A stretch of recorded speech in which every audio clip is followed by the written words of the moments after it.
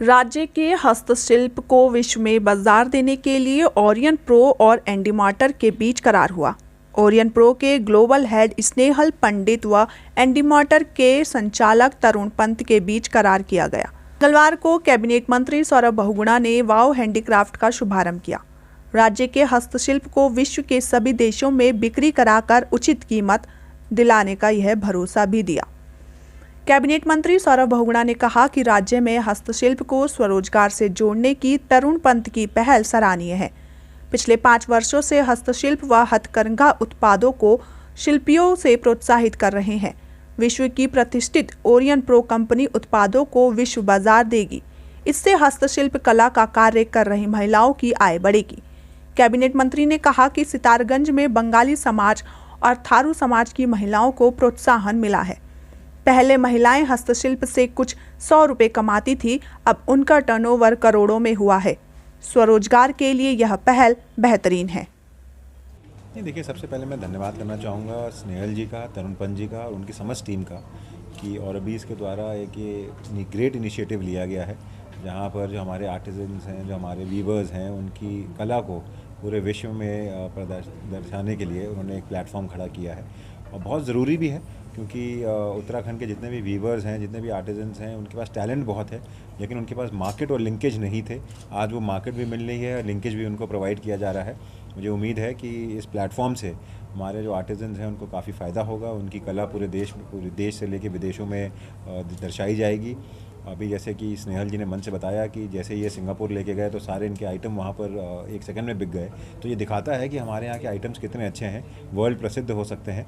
और जो मोदी जी का भी सपना है कि हमारे जो आर्टिजन्स हैं, जो हमारे वीवर्स हैं, इनको सपोर्ट किया जाए, इनको आत्मनिर्भर बनाया जाए, इनके लिए मार्केट प्रोवाइड करी जाए, उसी तर्ज पे ये काम हो रहा है। तो मैं उनको बहुत बहुत बधाई देता हूँ, शुभकामनाएं देता हूँ और उम्मीद करूँगा कि और भी ऑर्गेनाइजेशंस जो हैं, प्राइवेट ऑर्गेनाइजेशंस जो हैं, जो कॉर्पोरेट्स हैं, वो ये कदम आगे उठाएं, सपोर्ट करें और हमारे देश की जो आर्टिस्ट हैं उनकी मदद होगी।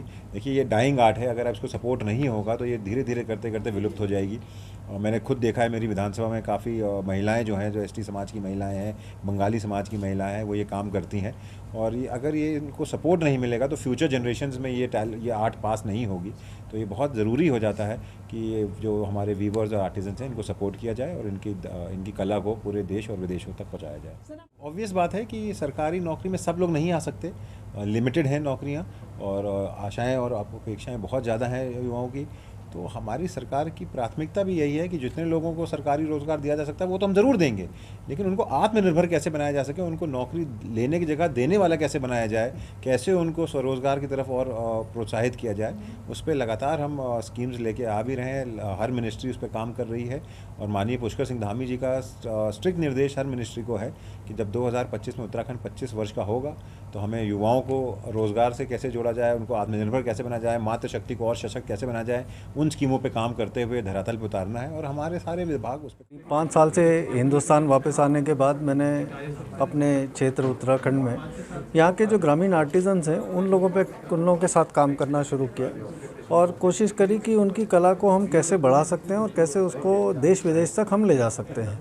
तो उसी पे हम लोगों ने काम किया और पूरी दुनिया में आज करीब 32 देशों में हमारे उत्तराखंड के आर्टिजन्स का सामान जा रहा है, लेकिन वो सब जा रहा था तो ट्रेडर्स के या एक्सपोर्टर्स के, जो आर्टिजन तक असली उसका मार्जिन नहीं पहुंच पाता, बिचौलिए पूरा मार्जिन ले जा रहे थे। तो उसी के लिए हम लोगों ने करीब 1-1.5 साल से कोशिश करी कि कोई टेक्नोलॉजी प्लेटफॉर्म हमको ऐसा मिले जो आर्टिजन को एक सस्ते में उसको एक इंटरनेशनल रीच दे सके या नेशनल रीच दे सके। तो वाव हैंडीक्राफ्ट इसी चीज़ की शुरुआत है कि एक आर्टिजन को सिर्फ 50 रुपये में 50 रुपये की फ़ीस में एक प्रोडक्ट अपना कहीं से भी कहीं वो भेज सकता है, अपने आप कुरियर का चुनाव करके अपने उसको। लेकिन सिर्फ जो कस्टमर दिलाना है, जो टेक्नोलॉजी प्लेटफॉर्म है, उसमें उसको सिर्फ 50 रुपये की कॉस्ट लग रही है पर प्रोडक्ट, जो काफ़ी, जितना अगर हम कंपेयर करें बाकी सारे लोग उनसे, वो काफ़ी सस्ता है।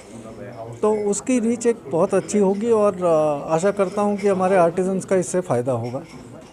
डिजिटल मार्केटिंग आप देख रहे हैं कि सारी जगह जो है आजकल जो है वो क्लिक पे सेल्स हो रहे हैं। तो जो आर्टिज़न जो हैं, जो लोगों तक पहुंच नहीं सकते, तो उन्हें भी एक मार्केटिंग प्लेटफॉर्म चाहिए था जहां पे वो अपने प्रोडक्ट को डिस्प्ले कर सकते हैं। डिस्प्ले करने के बाद में जो सिर्फ इंडिया के नहीं, बाहर के लोग भी इस प्रोडक्ट को परचेज़ कर सकते हैं। जो कॉस्ट कई बार हम वैल्यू नहीं करते हैं, 5 रुपये या 10 रुपये 50 रुपये मानते हैं, पर उसकी मार्केट में इंटरनेशनल कीमत 1000 रुपये या 1500 रुपये होती है। तो वो जो बेनिफिट है वो अगर जब वो आर्टिज़न के पास जाएगा तो उसका मोटिवेशन होगा, उसकी आजीविका भी बढ़ेगी। जब आजीविका बढ़ेगी तो उसके जीवन में बदलाव भी आएगा। जो आदि मंतर का जो लाइफस्टाइल उनका जो कंसेप्ट है, तो यही एक छोटी सी कोशिश है, क्योंकि जो छोटी छोटी कोशिश है वही एक बड़ा रूप लेती है। और हमें उम्मीद है कि ऑरोबीज के साथ में मिलकर ये डिजिटल प्लेटफॉर्म से जो हमारे उत्तराखंड के जो आदिवासी और जो जनजाति के जो कलाकार हैं, उन्हें आजीविका जीने का और उनके जीवन में एक अच्छा परिवर्तन आएगा, ऐसी उम्मीद और आशा।